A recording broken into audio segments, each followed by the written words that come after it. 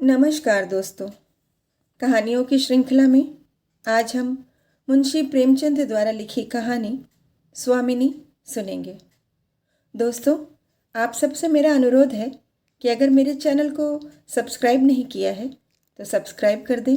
साथ ही नीचे दिए गए बेल आइकन को प्रेस करना न भूलें। आइए सुनते हैं स्वामिनी।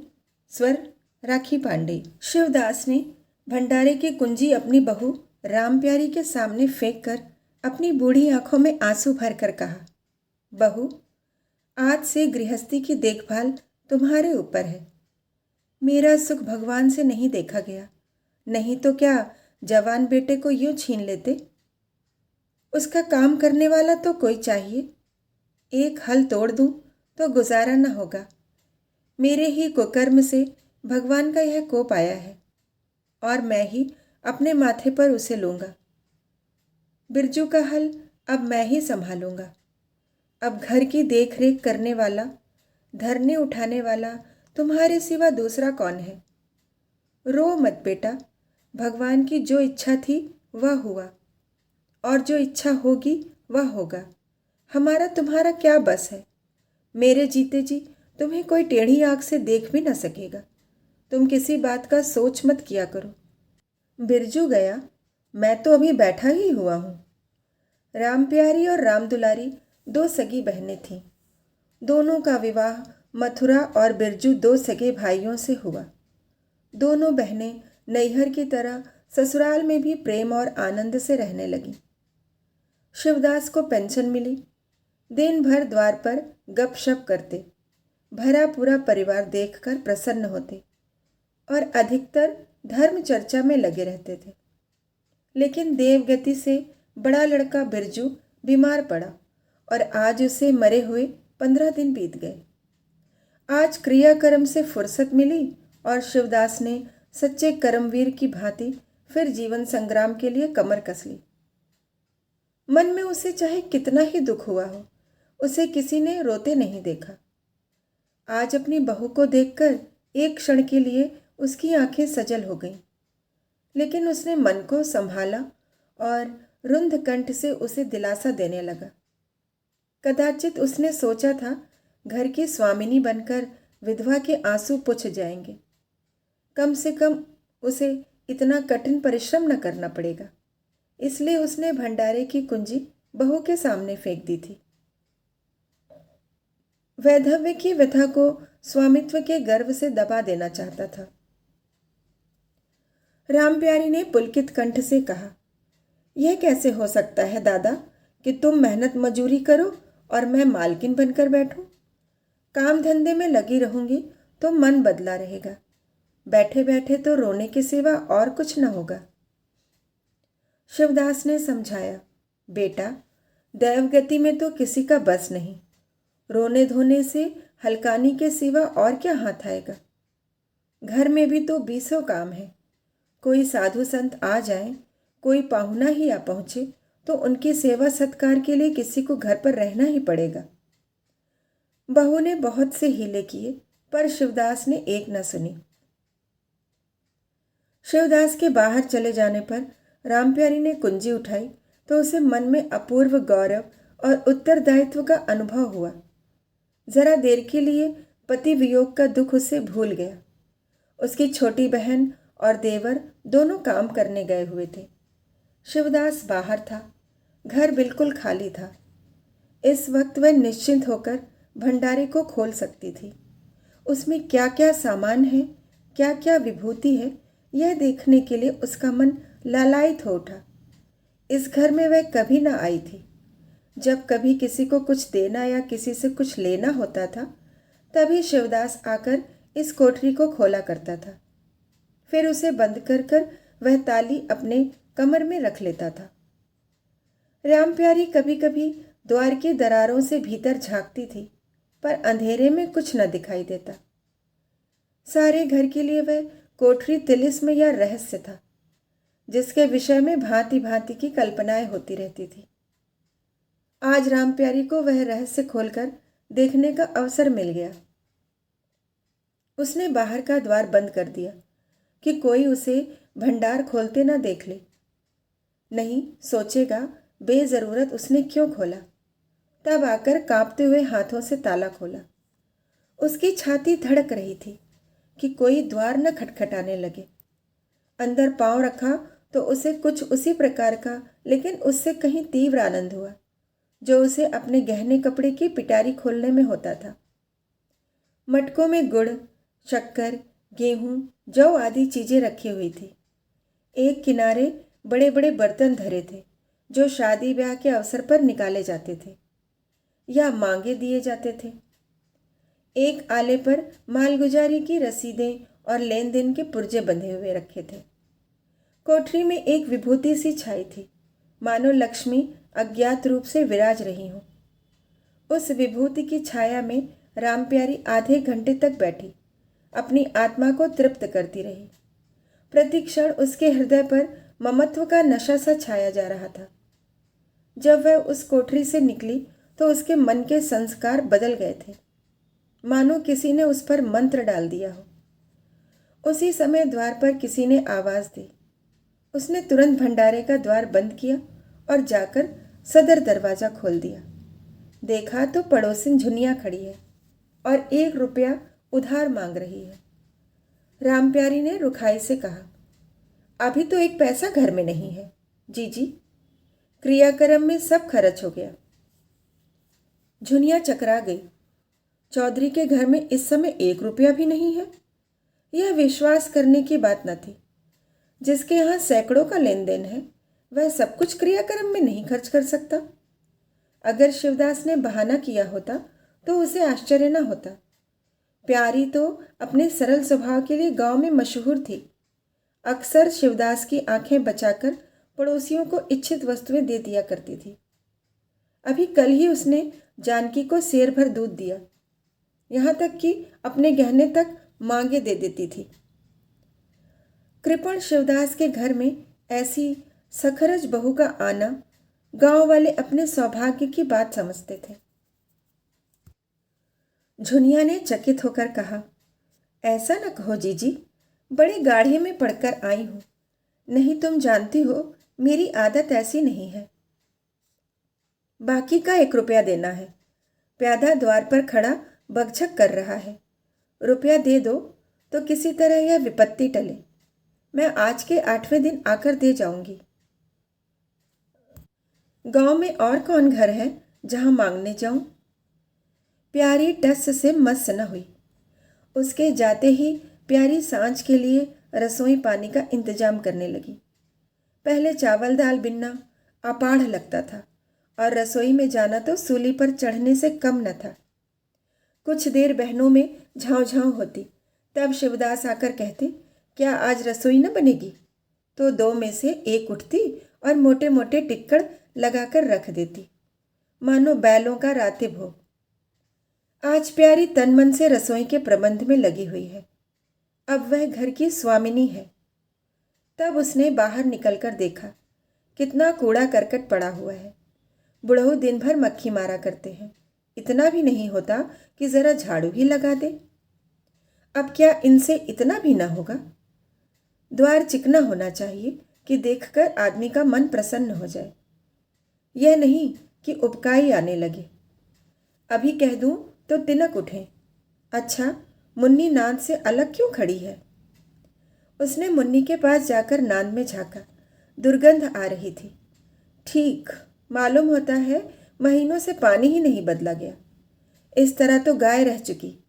अपना पेट भर लिया, छुट्टी हुई, और किसी से क्या मतलब। हाँ, दूध सबको अच्छा लगता है। दादा द्वार पर बैठे चिलम पी रहे हैं, मगर इतना नहीं होता कि 4 घड़ा पानी नाद में डाल दें। मजूर रखा है, वह भी 3 कौड़ी का। खाने को 1.5 से, काम करते नानी मरती है। आज आता है तो पूछती हूँ, नाद में पानी क्यों नहीं बदला? रहना हो रहे या जाए। आदमी बहुत मिलेंगे, चारों ओर तो लोग मारे मारे फिर रहे हैं। आखिर उससे न रहा गया। घड़ा उठाकर पानी लाने चली। शिवदास ने पुकारा, पानी क्या होगा बहू, इसमें पानी भरा हुआ है।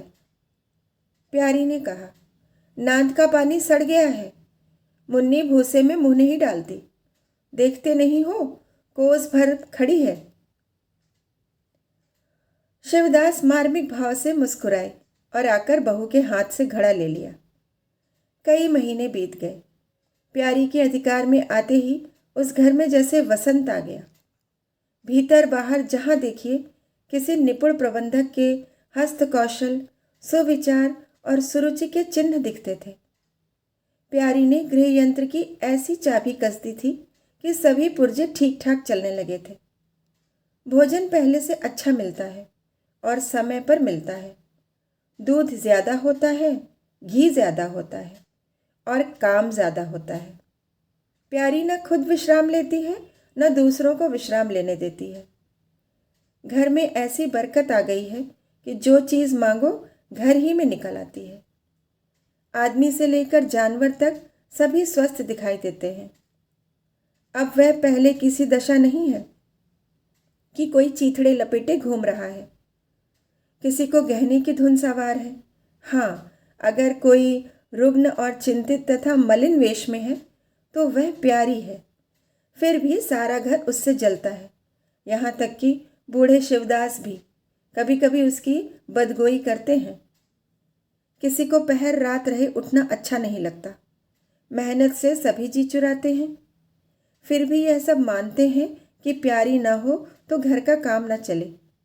और तो और दोनों बहनों में भी अब उतना अपनापन नहीं। प्रातःकाल का समय था। दुलारी ने हाथों के कड़े लाकर प्यारी के सामने पटक दिए और घुर्राई हुई बोली, लेकर इसे भी भंडारे में बंद कर दो।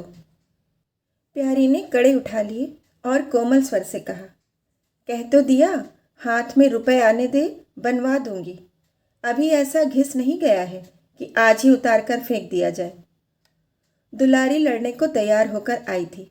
बोली, तेरे हाथ में काहे को कभी रुपए आएंगे और काहे को कड़े बनेंगे? जोड़ जोड़ रखने में मजा आता है ना? प्यारी ने हंसकर कहा, जोड़ जोड़ रखती हूँ तो तेरे ही लिए कि मेरे कोई और बैठा हुआ है, कि मैं सबसे ज़्यादा खा पहन लेती हूँ। मेरा आनंद कब का टूटा पड़ा है। दुलारी, तुम न खाओ न पहनो, जस तो पाती हो। यहाँ खाने पहनने के सिवा और क्या है? मैं तुम्हारा हिसाब किताब नहीं जानती। मेरे कड़े आज बनने को भेज दो। प्यारी ने सरल विनोद के भाव से पूछा, रुपए न हो तो कहाँ से लाऊं?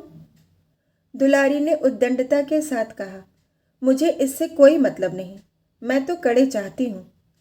इसी तरह घर के सब आदमी अपने अपने अवसर पर प्यारी को दो चार खोटी खरी सुना जाते थे और वह गरीब सबकी धौंस हंसकर सहती थी। स्वामिनी का यह धर्म है कि सबकी धौंस सुन ले और करे वही जिसमें घर का कल्याण हो। स्वामित्व के कवच पर धौंस, ताने, धमकी किसी का असर न होता। उसकी स्वामिनी की कल्पना इन आघातों से और भी स्वस्थ होती थी।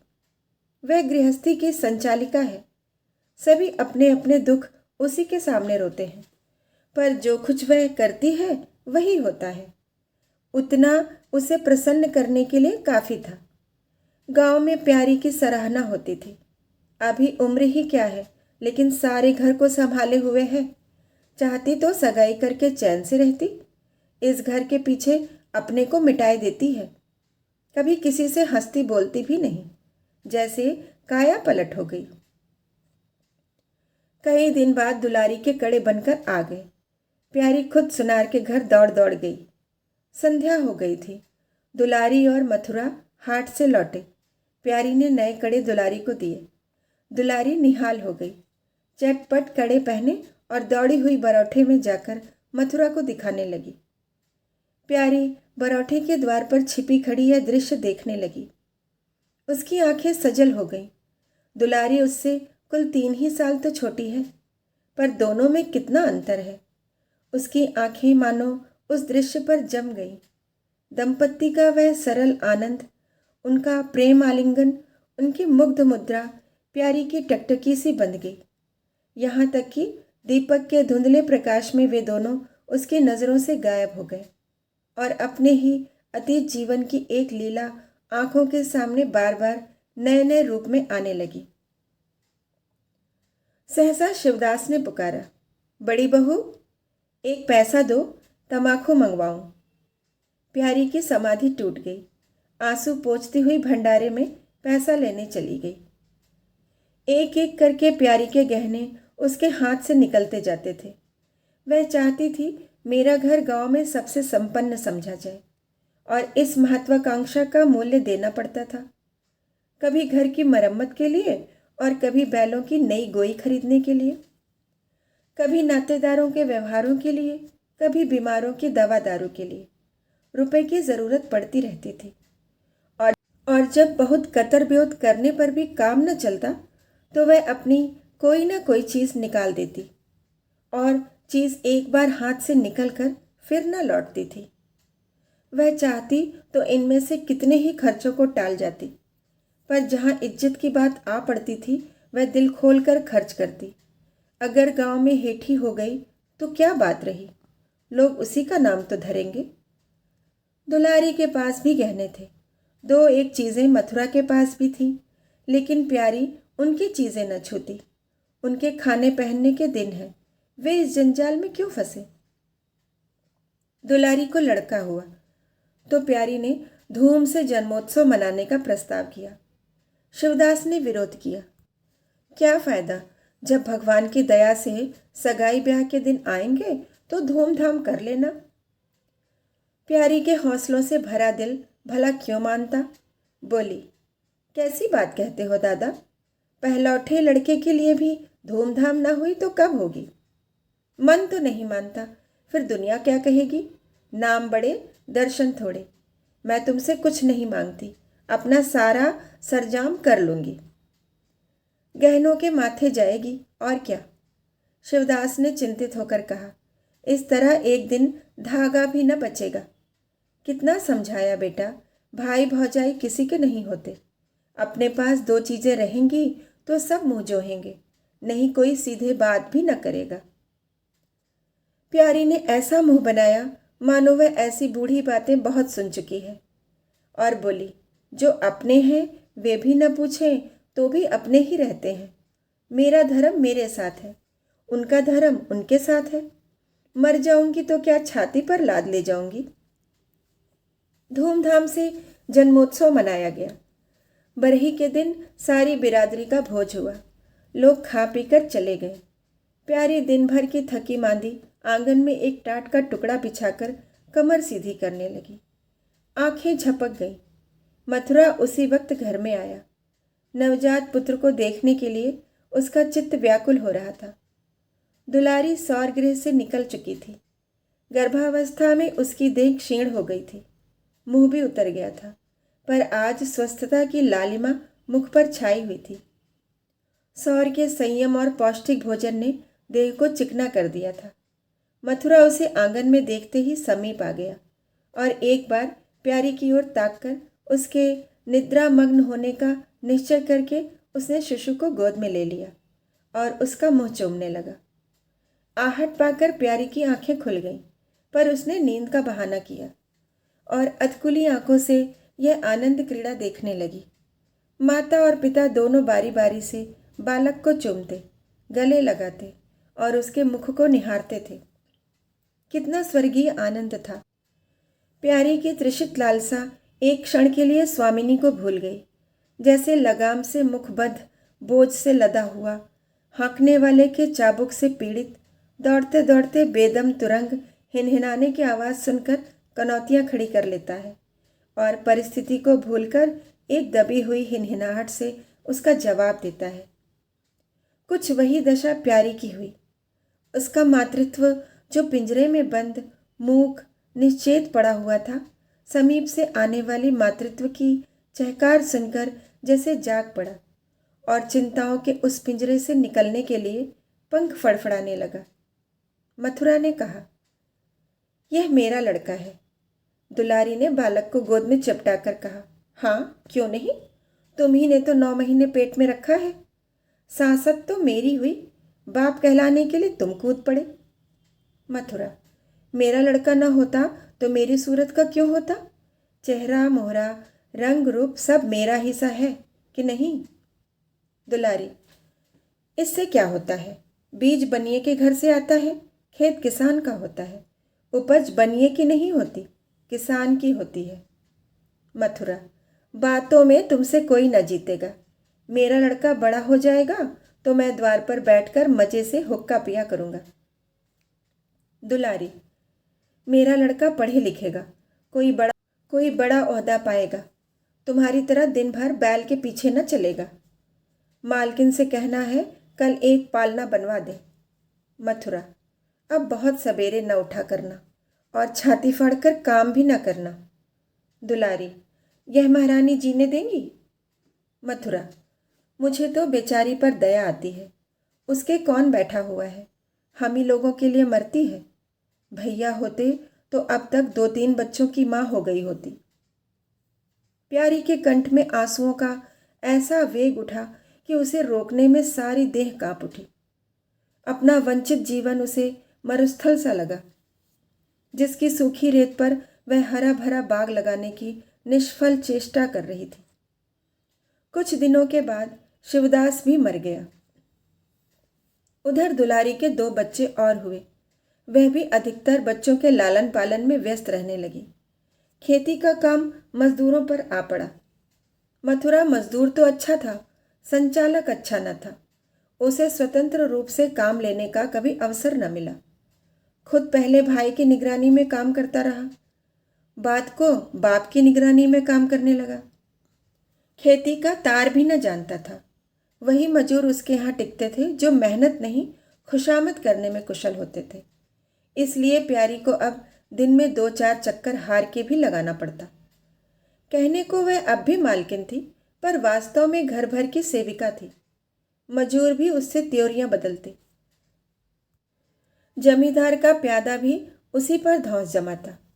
भोजन में भी किफ़ायत करनी पड़ती। लड़कों को तो जितनी बार मांगे उतनी बार कुछ न कुछ चाहिए। दुलारी तो लड़कौरी थी, उसे भरपूर भोजन चाहिए। मथुरा घर का सरदार था, उसके इस अधिकार को कौन छीन सकता था? मजूर भला क्यों रियायत करने लगे थे? सारी कसर प्यारी पर निकलती थी। वही एक फालतू चीज़ थी। अगर आधा पेट खाए तो किसी को हानि न हो सकती थी। 30 वर्ष की अवस्था में उसके बाल पक गए, कमर झुक गई, आंखों की जोत कम हो गई, मगर वह प्रसन्न थी। स्वामित्व का गौरव इन सारे जख्मों पर मरहम का काम करता था। एक दिन मथुरा ने कहा, भाभी, अब तो कहीं परदेश जाने का जी होता है।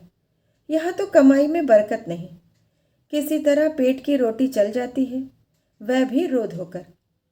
कई आदमी पूरब से आए हैं, वे कहते हैं वहाँ 2-3 रुपए रोज की मजूरी हो जाती है। 4-5 साल भी रह गया तो माला माल हो जाऊंगा। अब आगे लड़के बच्चों के लिए कुछ तो करना ही चाहिए। दुलारी ने समर्थन किया। हाथ में 4 पैसे होंगे, लड़कों को पढ़ाएंगे लिखाएंगे। हमारी तो किसी तरह कट गई, लड़कों को तो आदमी बनाना है। प्यारी यह प्रस्ताव सुनकर आवाक रह गई। उनका मुंह ताकने लगी। इसके पहले इस तरह की बातचीत कभी न हुई थी। यह धुन कैसे सवार हो गई?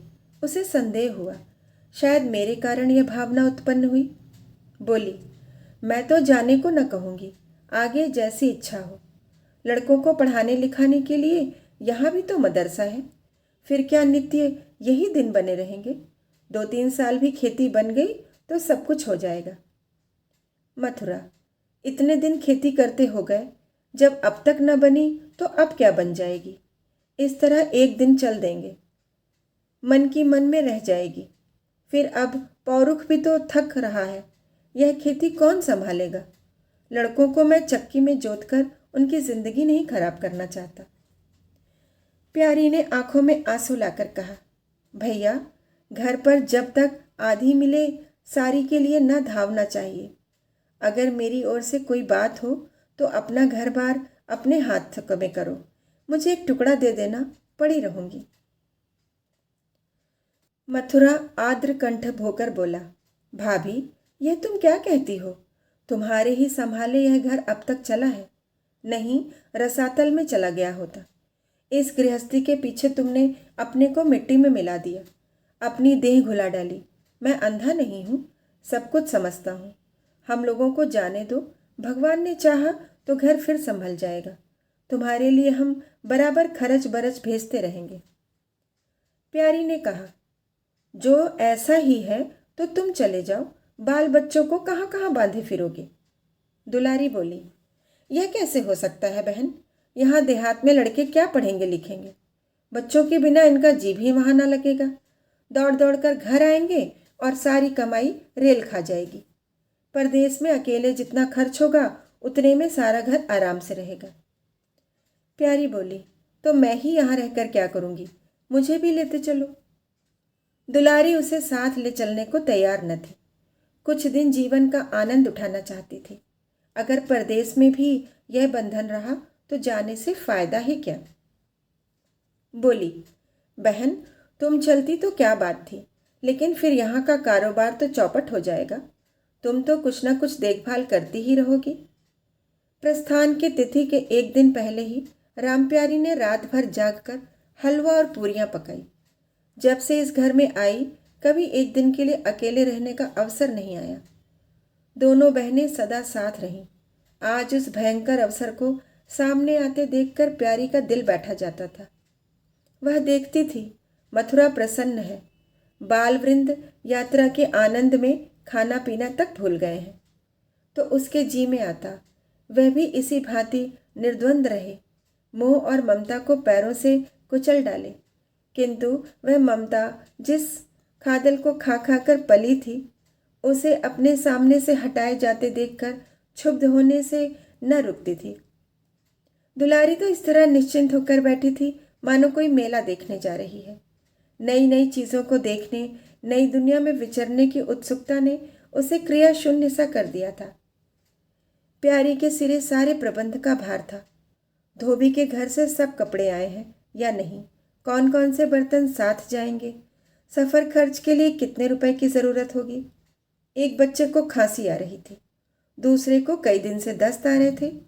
उन दोनों की औषधियों को पीसना, कूटना आदि सैकड़ों ही काम व्यस्त किए हुए थे। लड़कोरी ना होकर भी वह बच्चों के लालन पोषण में दुलारी से कुशल थी। देखो, बच्चों को बहुत मारना पीटना मत, मारने से बच्चे जिद्दी या बेहया हो जाते हैं। बच्चों के साथ आदमी को बच्चा बन जाना पड़ता है। जो तुम चाहो कि हम आराम से पड़े रहें और बच्चे चुपचाप बैठे रहें, हाथ पैर ना हिलाएं, तो यह नहीं हो सकता। बच्चे तो स्वभाव के चंचल होते हैं, उन्हें किसी न किसी काम में फंसाए रखो। धेले का खिलौना 1000 घुड़कियों से बढ़कर होता है। दुलारी इन उपदेशों को इस तरह बेमन होकर सुनती थी मानो कोई सनक कर बक रहा हो।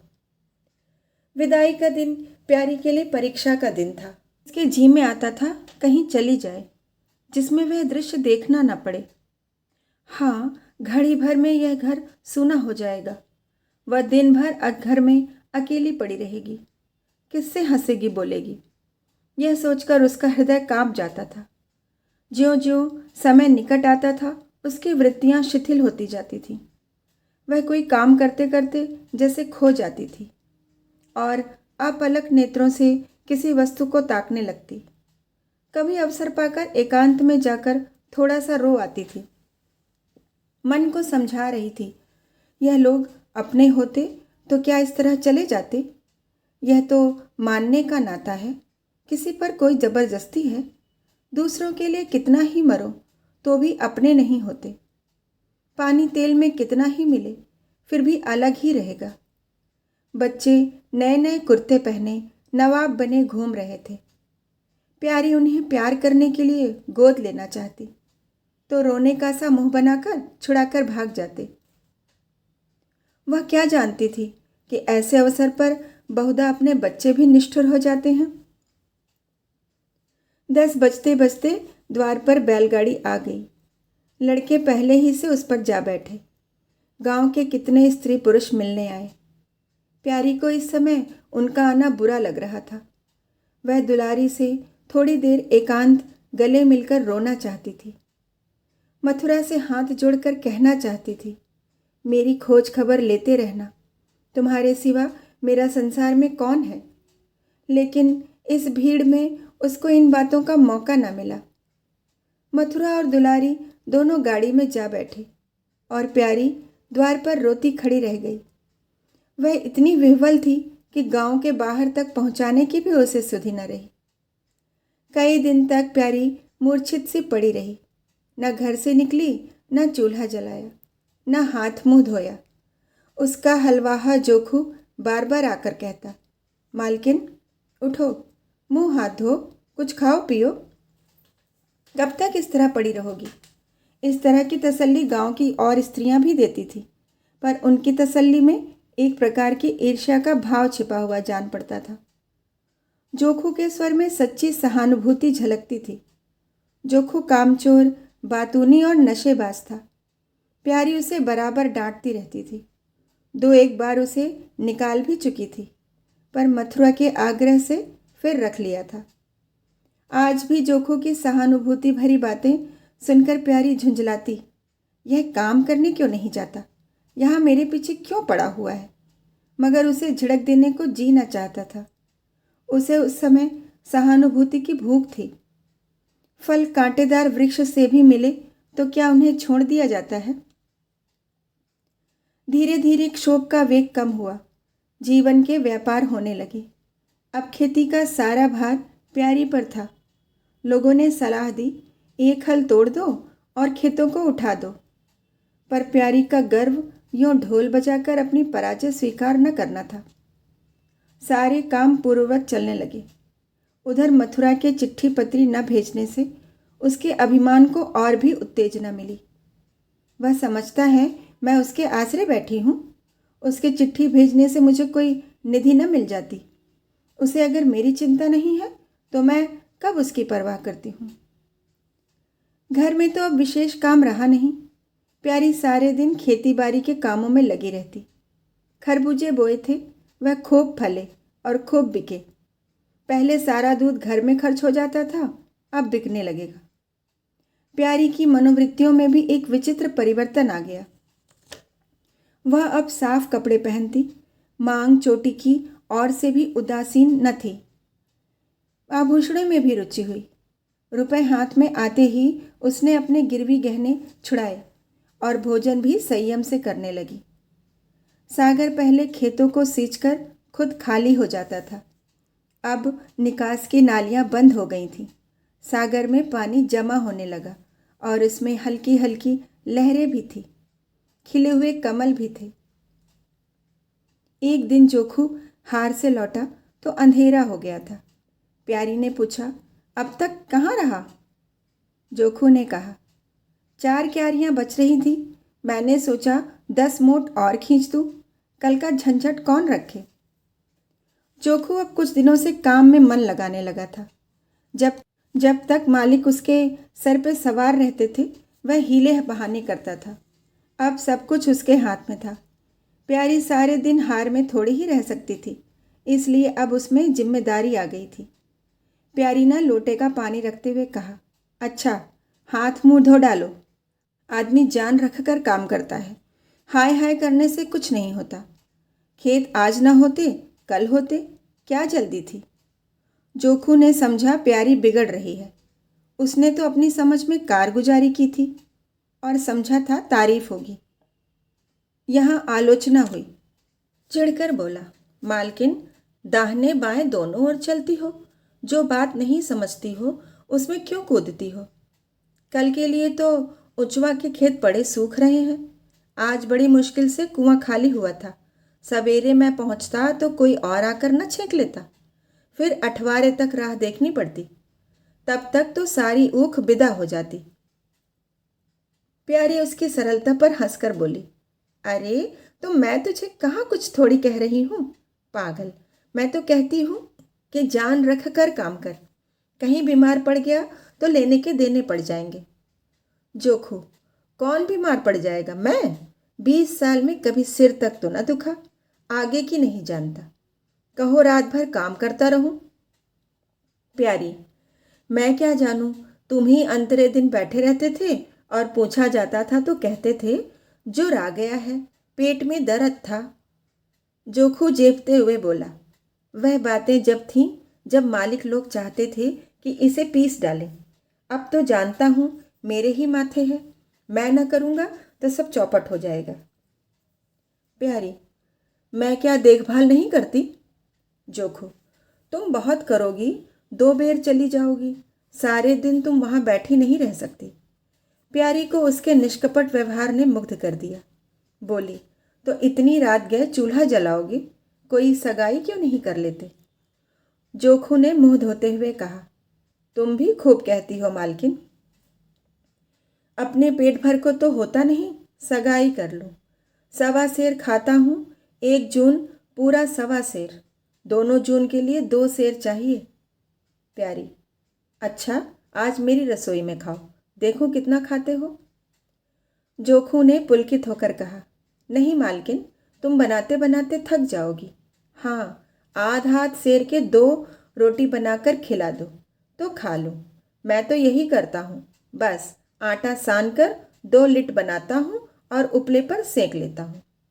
कभी मठे से, कभी नमक से, कभी प्याज से खा लेता हूँ और आकर पड़ रहता हूँ। प्यारी, मैं तुम्हें आज फुलके खिलाऊंगी।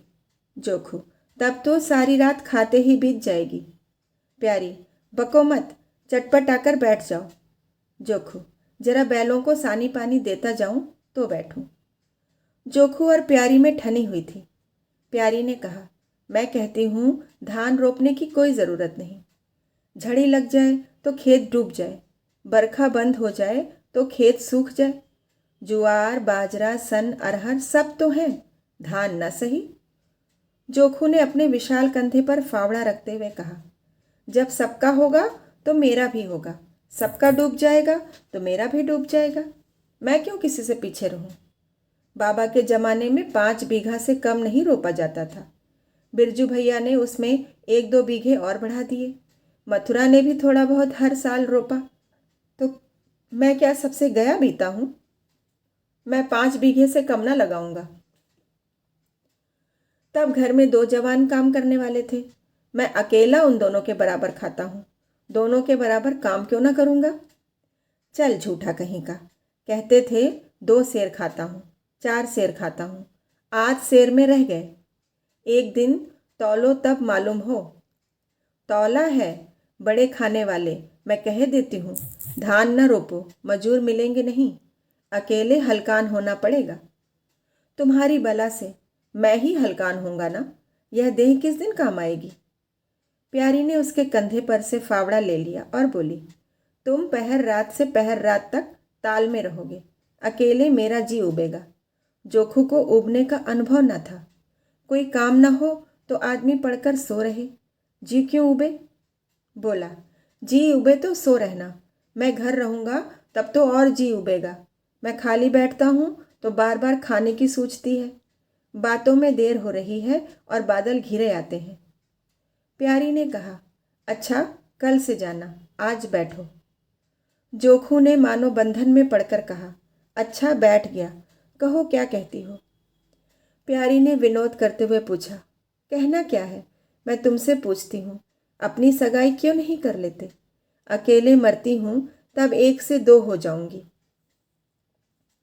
जोखू शर्माता हुआ बोला, तुमने फिर वही बेबात की बात छेड़ दी मालकिन। किससे सगाई कर लूँ यहाँ? ऐसी मेहरिया लेकर क्या करूँगा जो गहने के लिए मेरी जान खाती रहे? प्यारी, यह तो तुमने बड़ी कड़ी शर्त लगाई, ऐसी औरत कहाँ मिलेगी जो गहने भी न चाहे? जोखू, यह मैं थोड़े ही कहता हूँ कि वह गहने न चाहे, हाँ मेरी जान न खाए। तुमने तो कभी गहनों के लिए हठ न किया, बल्कि अपने सारे गहने दूसरों के ऊपर लगा दिए। प्यारी के कपोलों पर हल्का सा रंग आ गया। बोली, अच्छा और क्या चाहते हो? जोखू, मैं कहने लगूंगा तो बिगड़ जाओगी। प्यारी की आंखों में लज्जा की एक रेखा नजर आई। बोली, बिगड़ने की बात कहोगे तो ज़रूर बिगड़ूंगी। जोखू, तो मैं न कहूँगा। प्यारी ने उसे पीछे की ओर ठेलते हुए कहा, कहोगे कैसे नहीं, मैं कहला के छोड़ूंगी।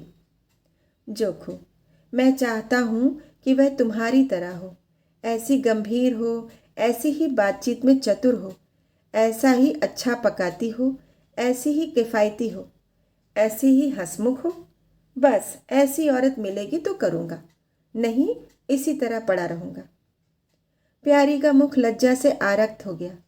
उसने पीछे हटकर कहा, तुम बड़े नटखट हो।